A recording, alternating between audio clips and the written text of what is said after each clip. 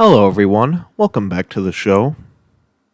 As of the recording of this video, the second wave of Mario Kart 8 Deluxe's DLC has been out for some time, and as such, many of the game's tracks have been on my mind from replaying the game. Sure, there were some highlights from the new update, namely Mushroom Gorge and Waluigi Pinball for sure, but today I wanted to analyze a track that's been in the vanilla game since its original release on the Wii U. But before I go over that track in particular, I need to introduce the game that the track was taken from. Mario Kart Super Circuit was the series' third installment, released for the Game Boy Advance in 2001. The first track of the game's Fire Flower Cup is Mario Circuit. All things considered, this track is pretty subpar. I mean, it is an introductory track, of course, but as far as those go, this one screams mediocrity. It's just your typical grassland course with several turns. Aesthetically, the course is very pleasant, but it lacks identity. In comparison to the locales of the other tracks in the game, it looks and feels bog standard, just perfectly average. The player isn't conditioned to think that this course is intrinsically special, which isn't a detriment, mind you, but it does force boredom upon the player because of its severe identity crisis.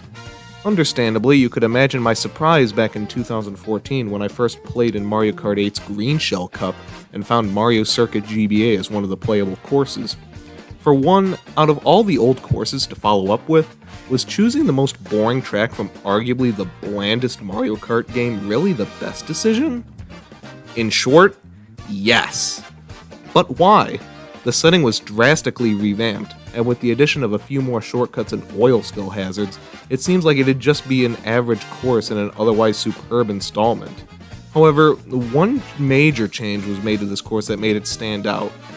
In the original track, the player has to make a 180-degree turn, and while that still applies to the modern version, the situation is totally different.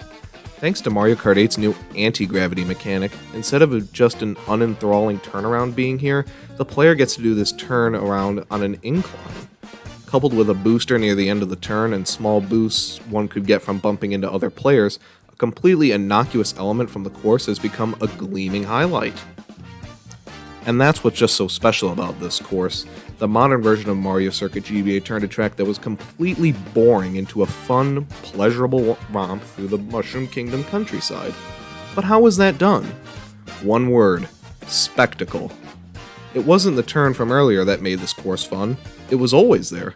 And it couldn't have been the newly added boosters or the anti-gravity mechanic. No, the developers did something with the track that the previous incarnation didn't. They conditioned the players to enjoy this element of the course. And yeah, plenty of other courses in the game use the anti-gravity mechanic more extensively, but this small, intimate section of the course really makes the player come to appreciate the course's thoroughfare after this turnaround. Now, this glow-up of sorts isn't just exclusive to Mario Circuit GBA. All of the other tracks that have been modernized received similar treatment, with Cheeseland, Ribbon Road, and Snowland being other great examples.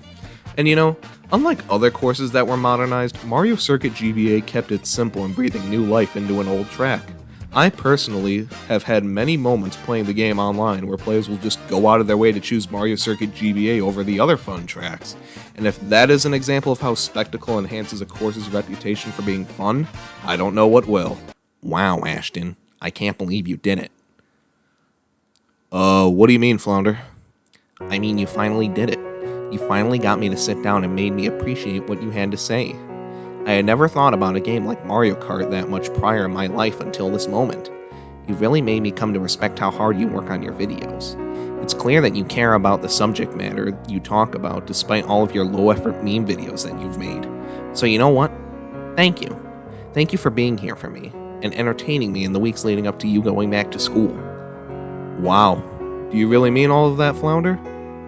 No. You've been trolled. Oh, for fucking flying out loud, you